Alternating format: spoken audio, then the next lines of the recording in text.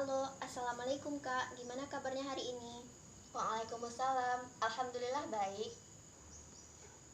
Nah, pada kesempatan kali ini, insya Allah kita akan berbagi sedikit ilmu mengenai masalah psikologi atau masalah kesehatan mental pada dewasa awal.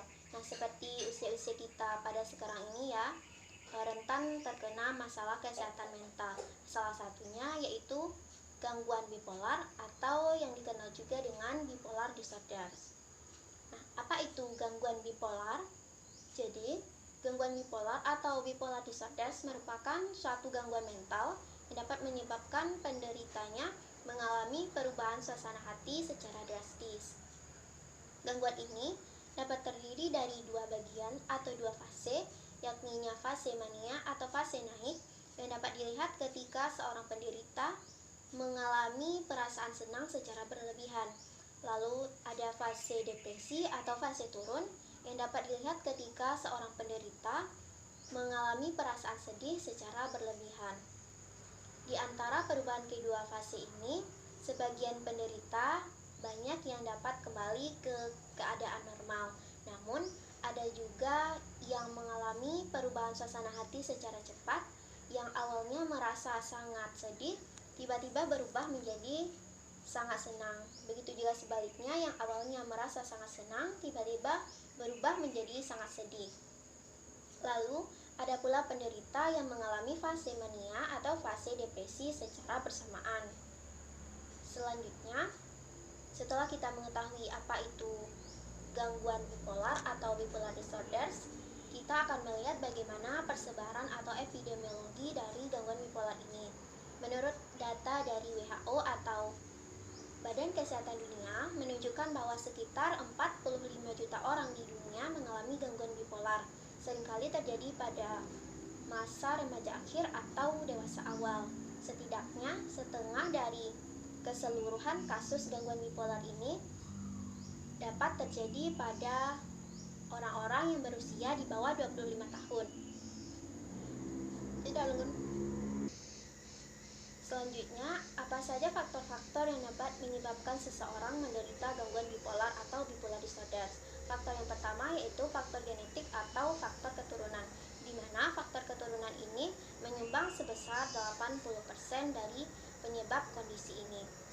Bila seorang atau kedua orang tua kita mengalami gangguan bipolar, maka besar juga kemungkinan seorang anak dapat menderita penyakit ini. Selain itu, jika seseorang memiliki saudara kembar yang identik, maka ia juga dapat berisiko menderita gangguan bipolar jika dibandingkan dengan seseorang yang memiliki saudara kembar non-identik. Faktor yang kedua yaitu faktor neurokimia atau kondisi otak. Di dalam otak manusia terdapat bahan-bahan kimia yang berperan penting dalam suasana hati seseorang. Nah, jika terjadi ketidakseimbangan di antara bahan-bahan kimia tersebut, maka dapat menyebabkan seseorang rentan mengalami perubahan suasana hati sehingga dapat berakibat pada gangguan bipolar atau bipolar disorder. Faktor yang ketiga yaitu faktor lingkungan, di mana peristiwa kehidupan dapat menyebabkan seseorang mengalami perubahan suasana hati, seperti adanya tekanan, ada peristiwa traumatis di masa lalu, perceraian orang tua, masalah keuangan, kehilangan orang-orang terdekat, dan lain sebagainya. Lalu, setelah kita mengetahui apa penyebab dari gangguan bipolar, maka setelah itu hendaknya kita juga mengetahui gejala-gejala atau tanda-tanda jika seseorang menderita gangguan bipolar. Dapat dikelompokkan menjadi dua.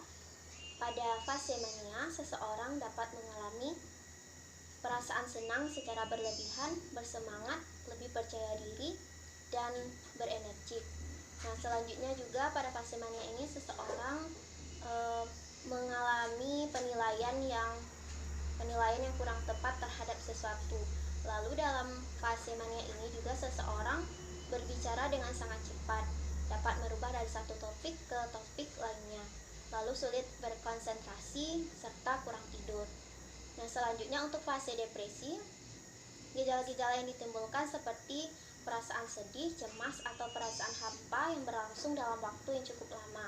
Lalu selanjutnya pada fase depresi, seseorang juga merasa bersalah, merasa tidak berharga atau merasa tidak berdaya. Lalu juga mereka merasa putus asa dan bersifat pesimis. Selanjutnya juga penderita sulit berkonsentrasi, mengingat, dan memutuskan sesuatu. Selanjutnya, setelah mengetahui gejala-gejala atau tanda-tanda dari seseorang yang mengalami gangguan bipolar, alangkah baiknya kita juga mengetahui solusi penanganan dari seseorang yang mengalami gangguan bipolar ini.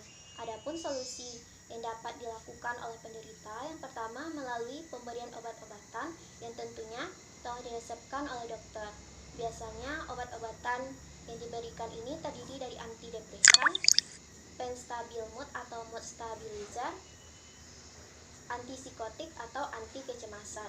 Nah, solusi yang kedua melalui psikoterapi, di mana psikoterapi ini dapat membantu penderita untuk mengidentifikasi dan mengubah pola pikir, sikap, dan perilaku serta perasaan yang dapat mengganggu.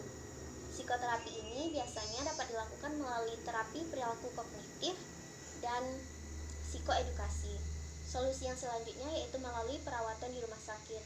Nah, hal ini khusus dianjurkan ketika seseorang telah menderita gangguan bipolar yang lebih parah, sehingga memerlukan perawatan dan pengawasan intensif dari profesional, karena pada seseorang yang telah menderita bipolar lebih parah, biasanya ia akan melukai dirinya sendiri dan juga orang lain. Lalu, langkah preventif yang dapat kita lakukan untuk mencegah ataupun mengurangi dampak agar penyakit bipolar ini tidak berkembang lebih serius. Yang pertama dapat kita lakukan melalui tidur yang cukup dengan mengikuti jadwal tidur yang rutin. Yang kedua dapat dilakukan melalui mengelola stres dan rencanakan kegiatan bersantai yang dapat membantu menyeimbangkan suasana hati. Lalu selanjutnya dapat dilakukan akhiri mengkonsumsi alkohol dan hindari penyalahgunaan zat-zat terlarang. Lalu dengan membangun hubungan yang baik dengan orang-orang yang membawa pengaruh positif. Lalu selanjutnya dapat dilakukan melalui aktivitas fisik yang rutin.